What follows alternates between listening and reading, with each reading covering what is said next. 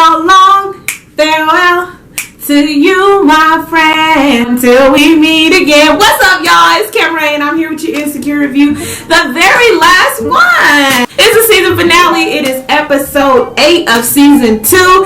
Issa Rae did her thing. The whole production team, all the actors, actresses, the wardrobe, everybody did their thing. This is my show. Can we just give them a... I don't want to do a full breakdown of this thing because these videos get long, and that's not why we're here. There are plenty of people who do full recaps on the show, down to the shoes somebody's wearing, down to the sweater, and I thought that was my thing. I thought that's what I wanted to do. But I'm not here to do all that. We're just here to break down the show, talk about a few reoccurring themes that really happen in real life, some different social issues that really happen in real life, and I just hope that I don't leave any out. So we're gonna get into it. They did this episode different from how they've been doing it. If you've seen Vantage Point with Forest Whitaker, they actually did it this way. They covered 30 days for each of the main characters, and they did it from their perspective. So they redid those 30 days, even down to the same song from the beginning of those 30 days. In the 30 days, the characters that we followed were Lawrence, Molly, and Issa, and in that order. Just a couple things we want to talk about. Lawrence is full on with Aparna now at this point, and they are dating, and they don't care who sees. They're at, around work folks for the marathon. He's hugging on her. They're happy, hugging, kissing, and all that. She's all at his place. He's cooking for her, brought him a housewarming plant. All of that's going on until we get into Lawrence's insecurities. Yeah, we didn't know he had any, right? Yep, Lawrence has got insecurities from being cheated on after that 5-year relationship, and we didn't realize it until he tried to open this full-on relationship with Aparna. He don't trust Aparna because she's mentioning some guy at work that makes her laugh, and she's messed around with him before, but, it was just sex. It was nothing like that. Well, now that's in Lawrence's head for the rest of the episode, so much they get in a little fight in the car, and she tells him, look, Pull the car over because I got to go. I done been through this before and I'm not about to do it with you. And Issa calls at the wrong time. Chad and Derek come over to help him put his TV up at his new place. He's telling them like, yeah, I'm still dealing with old girl. I be seeing her extra chummy with dude at work that she used to mess around with. And I'm not cool with it. Chad and Derek both agree. You need to nip it in the bud now. Some guy was messing with Tiffany at work. I talked to Fred and Fred is gone now. So that's Lawrence's whole 30 days. He ends up back at the Dunes, back at their old apartment, him and Issa, and that's how his 30 days closes off. Molly, on the other hand, is trying to entertain this whole thing with Quentin. She don't really know how she want to work it. He offers her great advice. He's in her corner. They have great chemistry, but she has friend-zoned him hard to the point where he comes out to LA. She takes him to some casual spot. Like she told Issa, she don't want nothing too serious because she don't see him like that. And even when she showed Issa a picture, she was like, he got a beard. So it kind of lets you know Issa know her best friend and Molly know herself. That's not her type. But that might be okay. Molly even calls him a homie. Now this is what I can't understand because she is trying so hard to friend zone him, and later on in therapy she figures out she's doing that because it's not how things should be. And the therapist says maybe you need to get out of the should and get with the could. And I'm so glad that Molly is back seeing the therapist. Go ahead, girl. Black people need to know that if you have something going on with you emotionally, mentally, spiritually, you need to get it taken care of. Don't ever be too afraid or don't feel like you're too weak to get some therapy.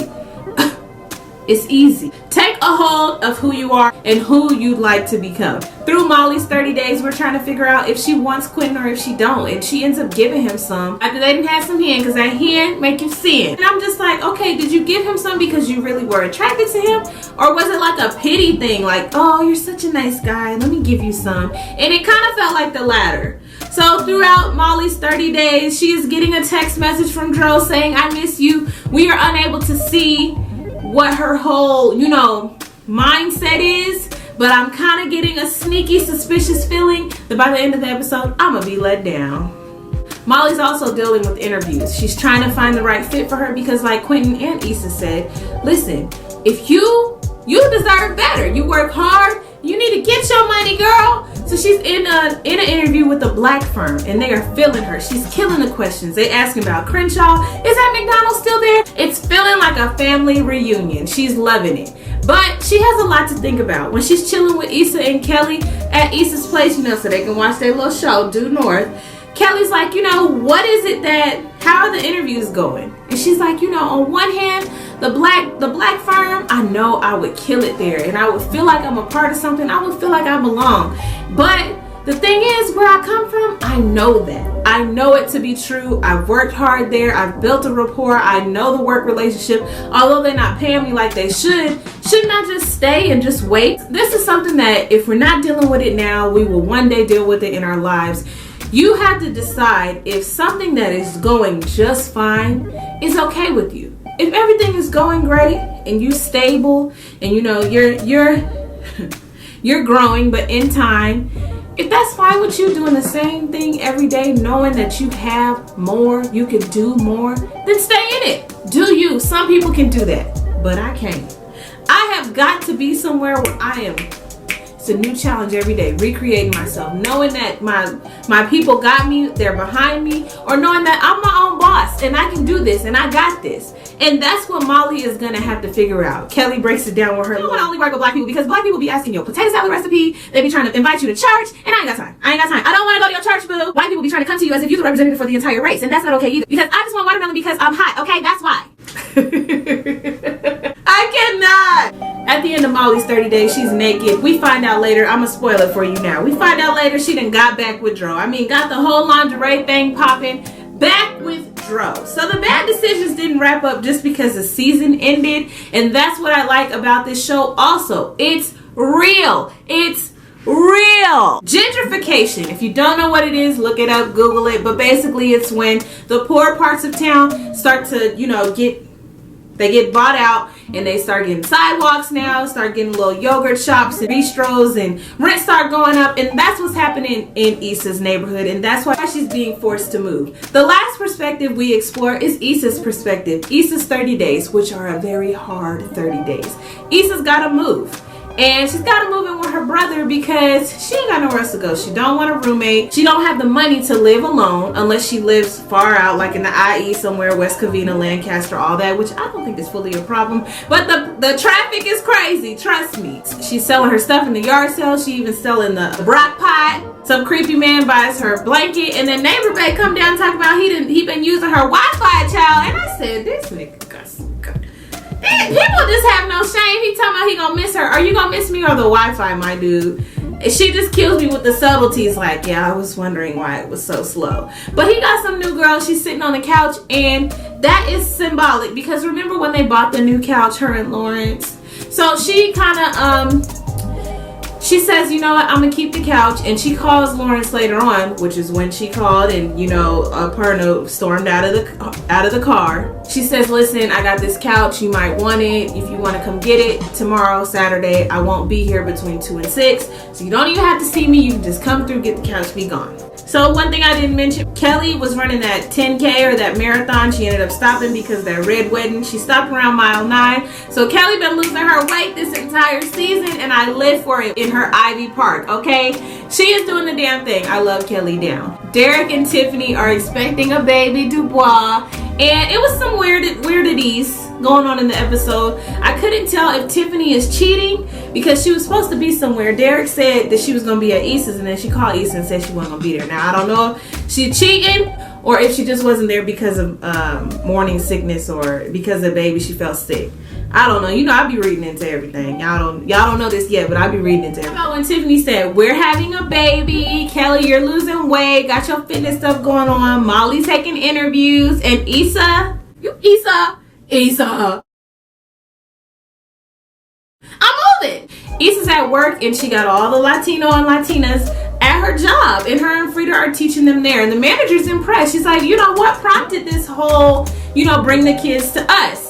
And Issa's like, well, beats around the bush, but basically lets her know, like, the vice president, he only wanted black kids. And the manager is pissed. She said, you know what kind of lawsuit we could have on our hands? And that's when that's probably when you lost your promotion, boo. Full of bad decisions this season, but it's so real because these decisions that she's made, they are character building. She don't have to revisit these things because now she's gone through it, and that is so evident of your 20s. I have been through so many things that if I hadn't have gone through it, all those many times, I'd probably be still young, wild, and reckless right now. But I've been through a few different things, and I've learned, you know, I had to go through it. I couldn't just go around it, go up under it, go over it. I had to go through it to create my story. Kelly told Issa, you can't afford moving out. And once again, you know, we're discussing where she gonna live. Her brother was super intense with these rules, so you can just tell their dynamic. I was just like, I don't have no brothers, but damn, he's an asshole. Are all brothers like that towards their sisters? So this all builds up to the moment we've been waiting for.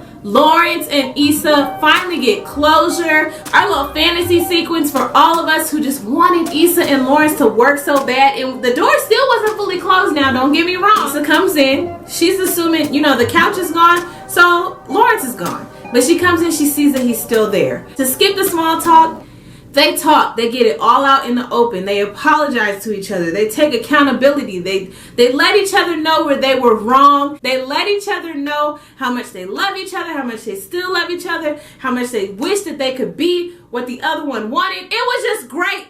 It was great. I mean, they was crying, they hugged, and it was everything that I needed. It excited me because that right there is growth. That right there is, Issa didn't plan on having this talk, but I'm so glad that they did, because Lawrence was able, his thing came full circle, and he realized where he was wrong at. But if he didn't have all these things happen in his life, the threesome and getting with this one and getting with that one and doing this, all these little things, and having Derek say what he needed to say to him, would he have learned his lesson? You don't know. We can't say that he would have, but that's why the Lord will put you, and I know this is a storyline. I know this is just a show. Don't get me wrong. But the Lord will put you through so many things just so that you can hit your head and fall on each little thing. But these are character building. That scar that you got there, you remember what you did and who you did it for and why you did it. And then it puts so many things in perspective. Hella perspective. We got Lawrence proposing. We got them in their wedding attire. We got them making love. We got her pregnant. We got her with the baby looking out through the door. And then he just says bye. He also ends up adding her back on Facebook later on. And Molly ends up with Dro in her bed. And Issa ends up knocking on Daniel's door. Like I said, I appreciate the way that they closed this season, because it wasn't just a one and done, clean it up, tidy. No, there are still hella things that need to be put in perspective some more. Like Tiffany and Derek, we never find out their real problems. Kelly, is she gonna move on with Duke? Molly, what is she gonna do with her job? Is she gonna revisit Quentin? Because this thing with Dro, it's got to end. He's married. Are we gonna find out if he's really in an open relationship? And that's what I was asking you, Issa. Please don't do this to us. But she did it. She did it. We don't know if the season's coming back in 6 months, 8 months, or a year. So I'm sad. Aren't y'all sad about it? I'm going to go ahead and say again that if you guys were not watching Insecure, if you don't watch Insecure, you have got to watch it. It encompasses so many different social issues in a small, compact 30 minutes. This one was 45 minutes. But it just encompasses so many different things that we go through. That gentrification thing is happening. If it's not happening near you, it probably will soon. And it's not something that's completely bad. But, I mean, it can be looked at as a negative thing. You are getting rid of the mom and pops to replace with the chain. You got sidewalks. You got all these things going on. It's cool, but that means rent is going up, gas is getting higher, different groceries are costing more, and your town is going from a neighborhood into like a full ass the suburbs, basically. Let me know down in the comments what your predictions are for next season. Are we gonna come back and Lawrence and Issa are gonna be full on buddies, getting back to it? Do you think Lawrence and Aparna worked out? What do you guys think is going to happen in the future? I know a lot of us do these reviews, and I love watching them. I love getting different people's perspective, watching how different people edit. I love listening to podcasts. If you guys don't know, my podcast just got iTunes official. Can I get a hand clap? Okay. Thank you. That's right. So you can go on iTunes right now, the podcast app, to check out my brand new podcast. We're on episode like 5 or 6, and the series is called Just Trying to Figure It Out. Or on your phone, just tap it in, Camera Music TV.